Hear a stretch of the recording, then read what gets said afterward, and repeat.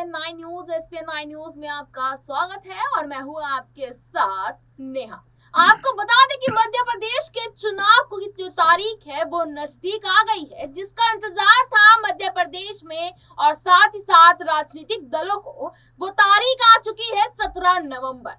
कल की बात अगर हम करें तो 17 नवंबर को मध्य प्रदेश का विधानसभा चुनाव है। ये चुनाव एक ही चरण में होना है और यहाँ पर 3 दिसंबर का अब इंतजार होगा, क्योंकि यहाँ पर देखा गया है कि भाजपा की सरकार है और शिवराज सिंह चौहान सीएम पद पर बैठे हैं। लेकिन यहाँ ये सवाल उठता है, अगर भाजपा शिवराज सिंह चौहान के चेहरे पर इस बार चुनाव लड़ेगी तो क्या मध्य प्रदेश से हाथ धो बैठेगी? क्योंकि कहीं ना कहीं मध्य प्रदेश की जनता शिवराज सिंह चौहान से उब चुकी है और अब बदलाव की मांग कर रही है। क्या यहाँ पर भाजपा को कोई नया चेहरा नहीं उतारना चाहिए था, और या फिर ये मान लेना चाहिए कि भाजपा के पास कोई दूसरा चेहरा नहीं है जो मध्य प्रदेश की कमान संभाल सके? दूसरी तरफ अगर हम बात करें कांग्रेस पार्टी की, तो कांग्रेस पार्टी ने भी यहाँ पर अभी तक कोई सीएम फेस ऐसा रिवील नहीं किया है जिसको देखकर ये कहा जा सके कि कांग्रेस पार्टी इस बार मध्य प्रदेश में कुछ अच्छा कर दिखाएगी। हालांकि दोनों पार्टियों में कांटे की टक्कर नजर आ रही है, क्योंकि इस बार कांग्रेस भी एक्टिव होती नजर आ रही है। एक तरफ राहुल गांधी लगातार जनसभाएं कर रहे हैं, तो दूसरी तरफ प्रियंका गांधी भी लगातार जनसभाएं कर रही हैं और सचिन पायलट भी इनका समर्थन करते नजर आ रहे हैं। इसी मुद्दे पर आज हम बात करेंगे कि अगर इस बार मध्य प्रदेश में बदलाव हुआ तो कौन सी पार्टी इस बार मध्य प्रदेश की कमान संभालेगी। कौन सी पार्टी का जिक्र यहाँ पर इसलिए किया जा रहा है क्योंकि इस बार आम आदमी पार्टी भी पीछे नहीं है।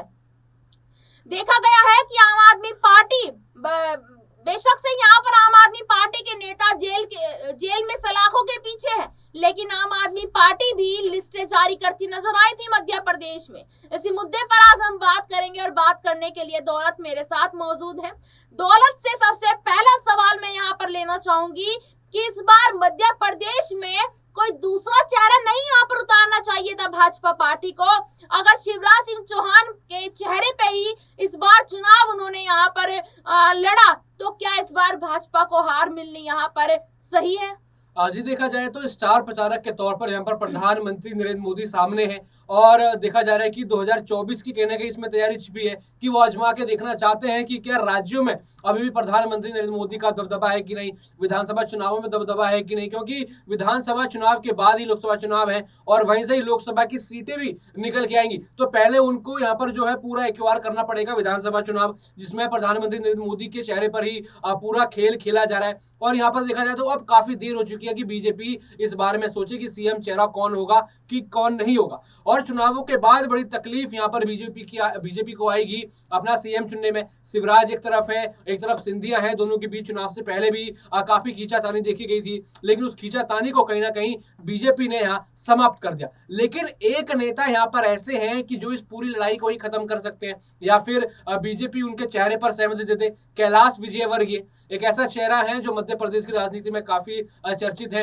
वापस से उनको चुनाव जो है यहाँ पर आला कमान ने लड़वाया है। उनका खुद का कहना था कि मुझे भरोसा नहीं था कि आला कमान मेरे को वापस से चुनावों में उतारेगा, वो तो एक तरीके से प्रीमेच्योर रिटायरमेंट लेकर बैठ गए थे। लेकिन यहाँ पर बीजेपी ने एक बड़ा सरप्राइज दे दिया उनको, यहाँ पर चुनाव लड़ाया। और बीजेपी सरप्राइज हमेशा यहाँ पर देती है। 17 की आपको बात याद होगी, तो 17 की मैं यहाँ बात कर रहा हूँ कि जब यूपी के चुनाव लड़े वहां कोई सीएम चेहरा नहीं था, वहां पर अटकलें लगातार चली कि क्या राजनाथ सिंह को फिर दोबारा यहाँ पर सीएम बना दिया जाए। लेकिन उस समय वो केंद्र में विराजमान थे, अमित शाह के चेहरे पर बात हो रही थी, कई नेताओं के चेहरे पर बात हो रही थी। लेकिन यहाँ पर जो उस समय प्रचार लगातार बीजेपी के लिए कर रहे थे, बीजेपी के लिए कई मुश्किलें उन्होंने उत्तर प्रदेश में झेली थी। योगी आदित्यनाथ, उनको दिल्ली बुलाया गया और उनको सीएम कुर्सी सौंप दी गई। और एक बड़ा सरप्राइज यहाँ पर 2023 के लिए भी जो है मध्य प्रदेश में तैयार हो सकता है, जो ये पूरी सिंधिया और शिवराज की लड़ाई सुलझा सकता है या फिर बीजेपी को पूरी तरीके से यहाँ पर उलझा सकता है। वो नाम कैलाश विजयवर्गीय का है, जिसके ऊपर बीजेपी मोहर लगाने की सोच सकती है या फिर उनको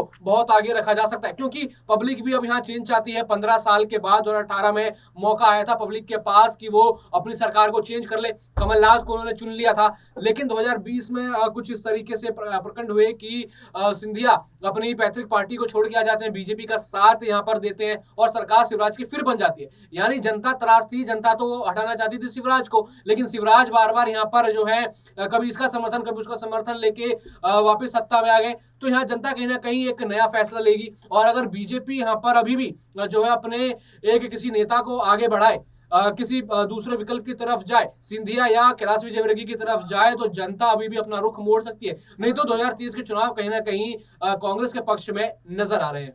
देखिए बिल्कुल कहीं ना कहीं इस बार कांग्रेस के पक्ष में नजर आ रहे हैं। सिंधिया का यहाँ पर जिक्र किया है दौलत ने। 2018 के चुनावों में कांग्रेस की सरकार बनते बनते रह गई और कारण था ज्योतिरादित्य सिंधिया। ज्योतिरादित्य सिंधिया ने यहाँ पर अपनी पार्टी को छोड़कर भाजपा का साथ दिया और बगावत पर उतर कर भाजपा की पार्टी को वो जिताते नजर आए, जिस दौरान शिवराज सिंह चौहान सीएम के पद पर बैठे थे। क्या यही ज्योतिरादित्य सिंधिया इस बार दोबारा बगावत कर कांग्रेस की पार्टी बनाते नजर आएंगे?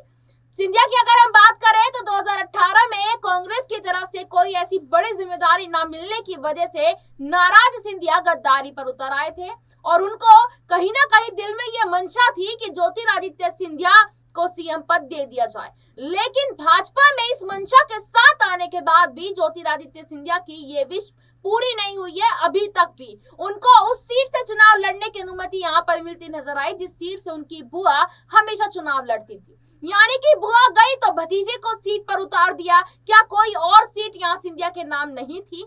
क्या सिंधिया को यहाँ पर अगर देखा जाए तो टेक ग्रांटेड लिया गया है? क्या सिंधिया के नाम कोई ऐसी सीट या कोई ऐसी जिम्मेदारी नहीं है मध्य प्रदेश में कि सिंधिया दोबारा यहाँ पर गद्दारी के रास्ते पर उतर आ सकते हैं? तो दौलत यही दूसरा सवाल है आपसे, क्या ज्योतिरादित्य सिंधिया ने ही कांग्रेस को हरवाया था यहाँ पर 2018 में? तो 2023 में भी इस बार जितवाते नजर आएंगे क्या कांग्रेस को?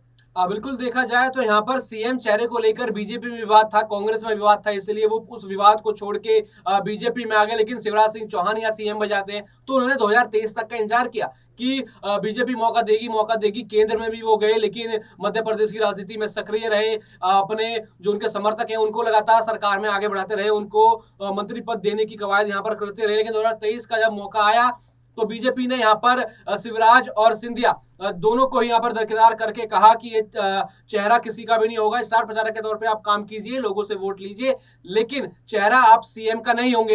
ये बड़ा कहीं ना कहीं जो है झटका सिंधिया को लगा होगा कि मैं तो 2023 की तैयारी कर रहा था, यहाँ पर केंद्र में भी मजबूती से था और मध्य प्रदेश की राजनीति में अपने लोगों को लगाया हुआ था, फिर भी जो उनके साथ इतना बड़ा छल जिसे कहेंगे कि हुआ, और यहाँ पर फिर दोबारा कांग्रेस का रास्ता अपना सकते हैं क्योंकि कांग्रेस भी उनको नहीं भूली है। प्रियंका गांधी लगातार अपने चुनावी रैली में उनका नाम लेती हैं। दिग्विजय सिंह कहते हैं कि मेरा अभी भी सिंधिया से उतना ही प्यार है जितना पहले था, लेकिन वो उनको इसलिए अभी भी माफ नहीं करेंगे क्योंकि उन्होंने सरकार गिराई। यानी कांग्रेस तो चाहती है कि सिंधिया उनके साथ रहे, उनको वापस लेना चाहते हैं, लेकिन कुछ गिले शिकवे जो है आपस में यहाँ पर मिटाने होंगे। लेकिन अभी तो कुछ ऐसी स्थिति बनती हुई नजर नहीं आती। वो कांग्रेस की तरफ जाएंगे। चुनाव में सिर्फ कुछ ही घंटों का यहाँ पर मतदान में जो है बचा है टाइम, 3 दिसंबर को जनता अपना रिजल्ट दे देगी। उसके बाद देखा जाए सीएम चेहरे के विवाद के बाद हो सकता है कि सिंधिया कोई बड़ा फैसला यहाँ पर लेकर बीजेपी को बड़ा झटका दे दें और बीजेपी यहाँ पर मध्य प्रदेश में सत्ता पाने के बाद भी अपनी सत्ता यहाँ पर खो दे, क्योंकि सिंधिया अगर एक बार ऐसा कर सकते हैं तो दोबारा भी कर सकते हैं। कई राजनीतिक विशेषज्ञों का कहना है कि एक बार किया गया छल फिर दोबारा भी छल किया जा सकता है, क्योंकि यहाँ पर बात कुर्सी की है और कुर्सी के लिए जो है यहाँ पर किसी भी पार्टी का हाथ थामा जा सकता है और समर्थन लिया जा सकता है। बिल्कुल यहाँ पर बात कुर्सी की है और इस कुर्सी के लिए राजनीतिक दल कुछ भी करने पर उतारू हो सकते हैं और जो इंसान जो व्यक्ति राजनीति में एक बार छल के रास्ते पर आ जाता है उसको दोबारा छल करने में कुछ नहीं जाता है। तो सिंधिया कहीं ना कहीं इस बार भी अगर सीएम चेहरा नहीं उनको यहाँ पर बनाया जाता है तो हो सकता है कि इस बार मध्य प्रदेश चुनाव के नतीजे आने के बाद भी यहाँ कुछ बदलाव देखने को मिल सकता है। लेकिन यहाँ पर अगर हम बात करें कांग्रेस की, अगर मध्य प्रदेश में कांग्रेस की सरकार बनती है, क्योंकि देखा गया है कि लगातार कांग्रेस भी यहाँ पर काफी ज्यादा एक्टिव होती नजर आ रही है। सचिन पायलट भी यहाँ पर ताकत झोंकते नजर आ रहे हैं और दूसरी बात अगर देखी जाए तो प्रियंका गांधी और राहुल गांधी भी लगातार दौरे कर रहे हैं। एक भी सीट उन्होंने नहीं छोड़ी है, हर सीट पर जाकर जनसभा कर रहे हैं, जनता से बात कर रहे हैं और यहाँ तक ये भी देखा गया है कि मध्य प्रदेश में जनसभा के दौरान यहाँ पर एक दूसरे के ऊपर तंजबाजी हो रही है। कभी देश के प्रधानमंत्री मोदी यहाँ पर जो मूर्ख कहते नजर आ रहे हैं राहुल गांधी को, तो राहुल गांधी भी यहाँ पर पीएम मोदी पर तंज यहाँ पर करते नजर आ रहे हैं। एक और सवाल लेना चाहूंगी यहाँ पर दौलत मैं आपसे कि देखिए यहाँ पर तंज एक दूसरे के ऊपर कसे जा रहे हैं।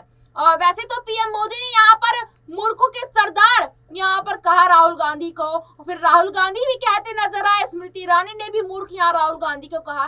तो क्या अब यहाँ पर मानहानि वाला जो मामला है वो नहीं उठता है? क्या यहाँ पर भाजपा के नेताओं को छोड़कर, भाजपा के हर व्यक्ति को छोड़कर हर किसी इंसान पर यहाँ किसी न किसी मामले और घोटाले को लेकर ईडी सीबीआई पहुंचती नजर आती है, मानहानि का मुकदमा हो जाता है। लेकिन अगर दूसरी पार्टी के नेताओं को आप ऐसे अपशब्द कहेंगे तो आपके ऊपर भी तो यहाँ पर मानहानि का केस बनता है।